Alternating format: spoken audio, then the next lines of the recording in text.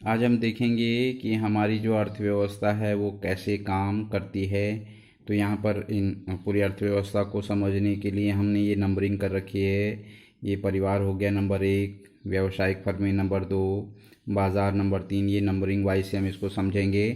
तो जाहिर सी बात है, पहले वस्तु विनिमय हुआ करता था, लेकिन मुद्रा के प्रादुर्भाव से जो वस्तु विनिमय की जो समस्याएं हैं उसका समाधान हो गया। आज लेन देन जो होता है वो पैसे से होता है।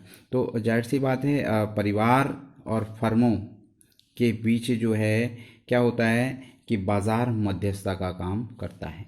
परिवार के लोग क्या करते हैं, फर्मों के लिए, फैक्ट्रियों के लिए कच्चे माल का उत्पादन करते हैं, और फैक्ट्री के जो लोग होते हैं वो परिवार के लिए तैयार माल और भी आवश्यकता से संबंधित वस्तुएं, जैसे हम कह सकते हैं साबुन हो गया, कोलगेट हो गया, इसका उत्पादन करते हैं। जाहिर सी बात है, इसमें जो बाज़ार है वो मध्यस्थता का काम करता है, क्योंकि परिवार के लोग डायरेक्ट जो है कच्चा माल फैक्ट्रियों में न दे करके साधन बाज़ार में बेचते हैं, और जो फर्में होती है, फैक्ट्रियां होती है, वो तैयार माल को डायरेक्ट परिवार में ना पहुंचा करके ये भी बाज़ार में यानी वस्तु बाज़ार में क्या है, बेचते हैं। तो जाहिर सी बात है, बाज़ार मध्यस्थता का काम करता है परिवार और फर्मों के बीच में, और इसी के माध्यम से परिवार को और फर्मों को इनकम यानी आय की प्राप्ति होती है। तो इस प्रकार से बाज़ार जो है मध्यस्थता का काम करता है।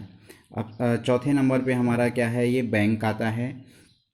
अब बैंक का क्या काम है, जाहिर सी बात है, परिवार के लोग कई प्रकार से मजदूरी करके या अन्य कार्य करके या फर्म फैक्ट्रियों में काम करके या फैक्ट्रियों के लिए उत्पादन करके आय की प्राप्ति करते हैं, और अपनी वो सारी की सारी जो आय है, जितना वो पैसा कमाते हैं, वो सारा का सारा जो है मार्केट में ले जाके व्यय नहीं करते हैं।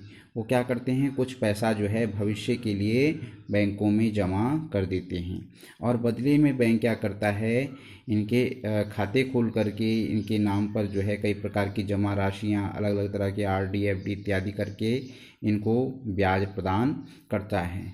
अब यहाँ पर जो है जाहिर सी बात है, जो फर्में या फैक्ट्रियाँ होती है, वो जब परिवार के लिए जो है वस्तुएं या तैयार माल प्रदान करती है, तो उन्हें इनको बेचने पर, क्योंकि कच्चा माल वो कम दाम में खरीदते हैं और तैयार माल थोड़ा अधिक दाम में खरीदते हैं, तो ऐसे में इनको जो है लाभ प्राप्त होता है। इस लाभ को और ज़्यादा बढ़ाने के लिए वो बैंकों से क्या करते हैं, पैसा उधार या ऋण लेते हैं, और बदले में ये जो है इसको बैंक को ब्याज देते हैं। तो बैंक क्या करता है, ये व्यवसायिक या फैक्ट्रियां जो है इनको ज़्यादा ब्याज पर ऋण देता है, पैसा देता है, और इनको परिवार वालों को इनकी जमा राशि पर कम ब्याज देता है। तो इस ब्याज का जो अंतर होता है वो बैंक की इनकम होती है। क्या होती है, ये बैंक की इनकम होती है। और बैंक भी कई प्रकार के होते हैं, सरकारी बैंक हो गया, प्राइवेट बैंक हो गया, ये सहकारी जो राज्य बैंक हम जिनको कहते हैं ये होते हैं। तो 3 प्रकार के होते हैं बैंक भी। और कई प्रकार के जितने भी बैंक होते हैं, ये जो है, जो आरबीआई है, जो भारत का केंद्रीय बैंक, 1 अप्रैल 1935 में इसकी स्थापना की गई, और ये भारत का क्या है, केंद्रीय बैंक है, जिसको नोट छापने का अधिकार है। तो ये क्या करता है, इन बैंकों पर नज़र रखता है, इनका निक्षेपों पर नज़र रखता है कि कहीं आवश्यकता से अधिक ऋण तो नहीं दे रहे हैं, या ऋण सही मात्रा में सही कागजी कार्रवाई करके दे रहे हैं या नहीं दे रहे हैं। कई बार क्या होता है, बैंकों में जब पैसे की कमी हो जाती है, तो इस कमी को पूरा करने के लिए आरबीआई जो है क्या है, इनको पैसा उधार देता है, और बदले में जो है क्या है, इनसे ब्याज लेता है। तो ये जो ब्याज कहलाता है, ये रेपो दर होता है। इस समय जो रेपो दर है वो 6.0% है। जबकि जो है क्या है, कई बार बैंकों में कहीं ना कहीं से जो पैसा होता है वो बहुत ज़्यादा आ जाता है। इससे ये जो पैसा होता है ये बैंक जो है आरबीआई में सीधा जा कर के जमा कर देते हैं, और बदले में जो आरबीआई है ये इनको उल्टा ब्याज देता है इन बैंकों को। तो उसको हम कहते हैं रिवर्स रेपो दर। अब हमारे पास ये 5 टॉपिक हो गए। छठे नंबर पे हमारा बहुत ज़्यादा इम्पोर्टेंट गवर्नमेंट यानी भारत सरकार है। हम ही में से जो है सरकार बनती है, हम में से जो है क्या है, प्रत्याशी का चुनाव किया जाता है, और सरकार, केंद्र सरकार, राज्य सरकार इत्यादि जो है हम सरकार का गठन करते हैं। सरकार क्या करती है, परिवार के लोगों को रोज़गार देती है, नौकरी देती है, और बदले में जो आवश्यकता से अधिक आय प्राप्त करता है उस पर टैक्स लगाती है। तो इस प्रकार से हम कह सकते हैं, एक तरफ सरकार जो है नौकरी देती है, दूसरी तरफ टैक्स लगाती है, जो गरीब व्यक्ति होते हैं उनको सब्सिडी या निःशुल्क सेवाएं प्रदान करती है। ठीक इसी प्रकार से फैक्ट्रियों के लिए भी, जो फैक्ट्रियां जर्जर हालत में हैं उनको अनुदान में लेती है, या उनको क्या है विशेष प्रकार की सब्सिडी देती है, बिजली में कुछ टैक्स छूट देती है, जिसके कारण जो है जो ये फैक्ट्रियां हैं ये ग्रोथ करें। और जो फैक्ट्रियां बहुत तेज़ी से ग्रोथ करती हैं तो ये जो है क्या है, ये सरकार इनसे टैक्स लेती है। तो यहाँ से जो सरकार जो टैक्स से इनकम प्राप्त करती है, इनको सार्वजनिक कार्यों में जैसे सड़कों के निर्माण, परिवार के लिए नौकरी के लिए इनको सब्सिडी देने के लिए, सड़कों के निर्माण, बैंकों, अस्पतालों इत्यादि के निर्माण में जो सरकार जो है क्या है खर्च कर देती है। लेकिन होता है क्या है, कई बार क्या होता है, सरकार को जो मिलने वाली परिवार से या जितनी फैक्ट्रियाँ इनसे मिलने वाली जो इनकम होती है वो बहुत ज़्यादा कम होती है, और सरकार का जो है सार्वजनिक कार्यों में या सेवाओं में सब्सिडी इत्यादि या बेरोजगारी भत्ता इत्यादि जो है देने में, या इनको विशेष छूट देने में क्या होता है, सरकार का जो खर्चा होता है, व्यय जो होता है वो बहुत ज़्यादा हो जाता है, जिसके कारण क्या होता है सरकार को और अतिरिक्त पैसे की आवश्यकता पड़ती है। तो जाहिर सी बात है सरकार क्या करती है, इस पैसे को या तो अन्य देशों की सरकार से, विश्व बैंक से, या फिर देश के आंतरिक बैंकों से या आरबीआई से जो है ये पैसा उठा सकती है। आरबीआई को जो है ये आदेश जारी कर सकती है, उनसे ऋण भी ले सकती है।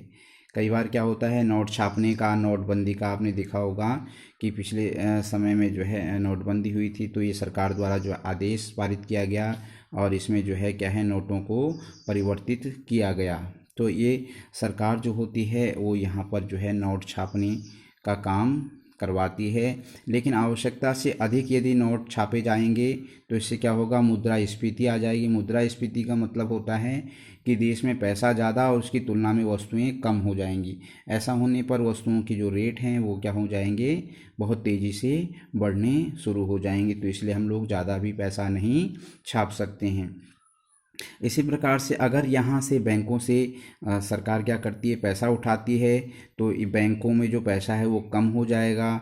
ऐसे में क्या है, बैंक जो है ज़्यादा ब्याज दर को ऊंचा कर देंगे। ब्याज दर ज़्यादा होने पर क्या होगा, फैक्ट्रियों में जो फैक्ट्री वाले जो बैंकों से जो ऋण हैं वो कम कर देंगे, फैक्ट्रियों में जो उत्पादन है वो कम हो जाएगा, और इससे जो है परिवार के जो अन्य लोग हैं उनको जो है रोज़गार नहीं मिल पाएगा। तो इससे देश के आंतरिक बैंकों से अगर सरकार कर्जा लेती है, ऋण लेती है, तो आंतरिक जो गतिविधियां हैं वो प्रभावित होती हैं। जबकि विदेशी बैंकों से अगर जो है क्या है सरकार कर्जा लेती है तो बदले में क्या होता है, जो बहुत ज़्यादा मात्रा में जो ब्याज होता है वो बाहर यानी विदेशों में चला जाता है। तो इस प्रकार से गवर्नमेंट जो है महत्वपूर्ण है। गवर्नमेंट की योजनाएं किसी देश की अर्थव्यवस्था के लिए बहुत महत्वपूर्ण भूमिका अदा करती है। अब इसमें हम देख सकते हैं कि एक प्रकार से जो पूरा का पूरा जो आय है, आय का चक्रीय प्रवाह है, ये गवर्नमेंट इसको प्रभावित कर सकती है। इसी प्रकार से सेंसेक्स और निफ्टी जो सेंसिटिव इंडेक्स है, बॉम्बे स्टॉक एक्सचेंज और निफ्टी नेशनल स्टॉक एक्सचेंज है, इसके बारे में हम फिर अगले उसमें देखेंगे। लेकिन इसमें सेंसेक्स और निफ्टी एक हमारा शेयर मार्केट है जिसमें 50 और 30 कंपनियां हैं। निफ्टी में 50 कंपनियां हैं, टॉप 50 कंपनियां, जिसमें टॉप 50 कंपनियां ली जाती है अलग अलग सेक्टरों से। और सेंसेक्स जो है ये बॉम्बे स्टॉक एक्सचेंज है, इससे शेयर खरीदे और बेचे जाते हैं। जितनी तेज़ी से जो है शेयर के दाम बढ़ते हैं उतनी तेज़ी से हमारे देश की जो अर्थव्यवस्था है वो ग्रोथ करती है। तो इसके लिए जो है क्या होता है कि हम कई प्रकार की नीतियां बनाते हैं। सरकार कई प्रकार से टैक्स बढ़ा करके, घटा करके अंतर्राष्ट्रीय व्यापार को जो है क्या है प्रभावित करती हैं। जो बिजनेसमैन होते हैं बाहर से वस्तुएं मंगाते हैं या बेचने का काम करते हैं, कच्चा माल मंगाते हैं, तैयार माल बेचने का काम करते हैं। कई बार जो है व्यावसायिक कर्मी जो है डंपिंग का काम करते हैं, यानी कि देश के अंदर वस्तु को जो है लागत से कम मूल्य पर, लागत से अधिक मूल्य पर बेचते हैं, जबकि बाहर लागत से कम मूल्य पर देते हैं। ऐसा वो जो है विदेशी इनकम प्राप्त करने के लिए भी करते हैं। तो इस प्रकार से हम देख सकते हैं कि कुल मिलाकर के जो अर्थव्यवस्था है इस प्रकार से काम करती है। कुछ मुख्य टॉपिक लिए हमने, ठीक है। कैसे मुद्रास्फीति, मुद्रा की मंदी आती है। मुद्रास्फीति में क्या होता है, अगर आरबीआई नोट ज़्यादा छाप जाता है तो मुद्रा ज़्यादा हो जाती है, और इससे क्या होता है, मुद्रा के ज़्यादा होने से वस्तुएं कम हो जाती है, रेट बढ़ जाते हैं। जबकि मुद्रा की मंदी में क्या होता है, जब मुद्रा की मंदी होती है तो वस्तुएं ज़्यादा होती हैं, लोगों की जेब में पैसा कम होता है। तो ऐसे में आरबीआई नोट छापने का काम करता है ताकि अर्थव्यवस्था सुचारू रूप से चले।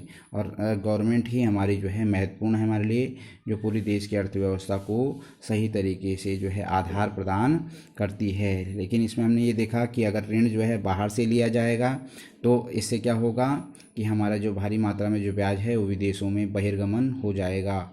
जबकि जो है क्या है, अंदर से ब्याज लेने पर जो है क्या है, देश की जो रोज़गार की स्थितियां हैं वो प्रभावित होगी।